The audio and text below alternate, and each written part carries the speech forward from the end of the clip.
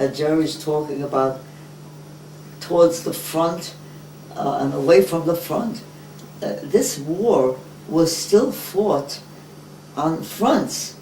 It was still not fought in the cities yet, you know.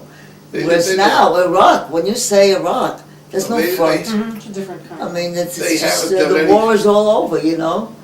Well, this whole thing about guerrilla warfare, the whole thing about fighting They in the did bomb the cities. cities eventually. Well, you know, the problem with the cities are, nothing works. The radios don't work in the city. I mean, none of the stuff that you use for real work when you're in the cities. They can't communicate with each other. There's a whole bunch of problems that they had to face, and they're still facing a lot of the problems. You know, communication, multiple communication. So when did you get to Halloran Hospital? Isn't that what you want to know? Well, No, but you were in England first, right? I was, what happened was, they kept sending me back. And what happened was the people who were helping, who were carrying the stretchers, were prisoners of war, German prisoners of war. And they wore their own uniforms and stuff. So they kept moving me farther and farther. Finally, you know, I could speak a little German. Some of them had not been in combat long or whatever, because a lot of them had, some were in school, some were older people, some were cooks and bakers, just like ours at the Battle of the Bulge. They brought in people that didn't know anything or never looked at a rifle since, you know. But they brought in everybody to stop Hitler. Because Hitler was using Bastogne as a central loading distribution point, and our job was to surround it and keep him from getting people to bring in trucks to pick up food or to take away things, you know. So we were pretty good at that. I mean, our unit got several awards, but we never got the recognition that other patent units got. But they continued on after this place, Jack and Cologne. They captured Cologne and a lot of other places.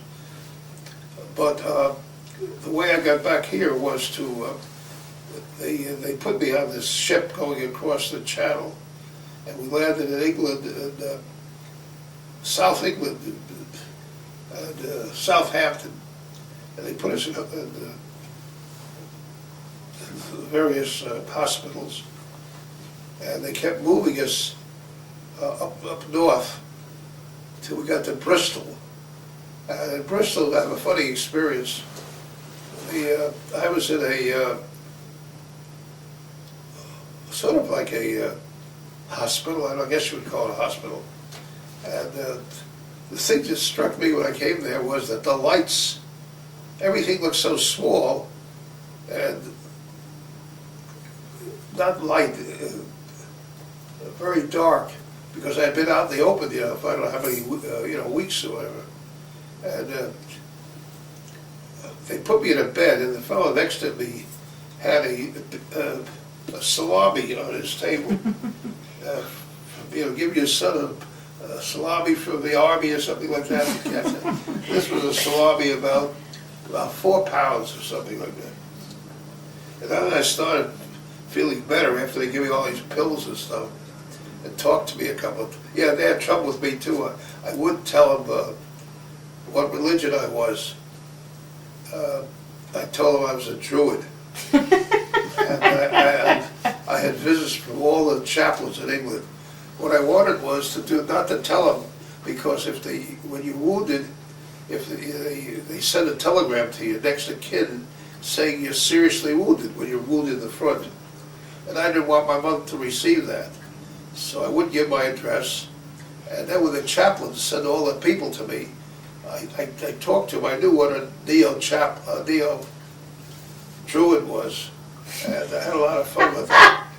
And they actually, this fellow, Ernie Canoy, put that in one of his plays, this whole sequence.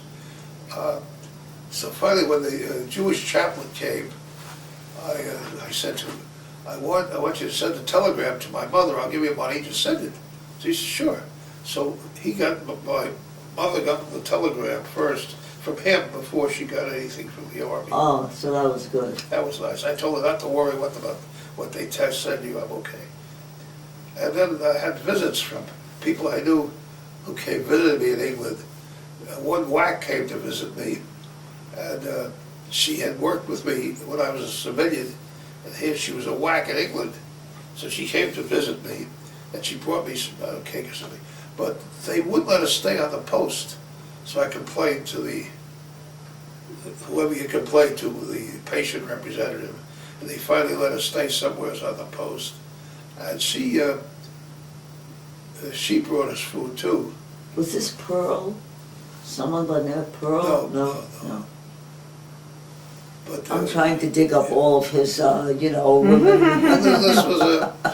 this was a secretary we had in New York, Oh, and she was there in England. Then I get calls from other people saying, "Okay, are you ready to go to school on a certain date?" I say, "You must be crazy." I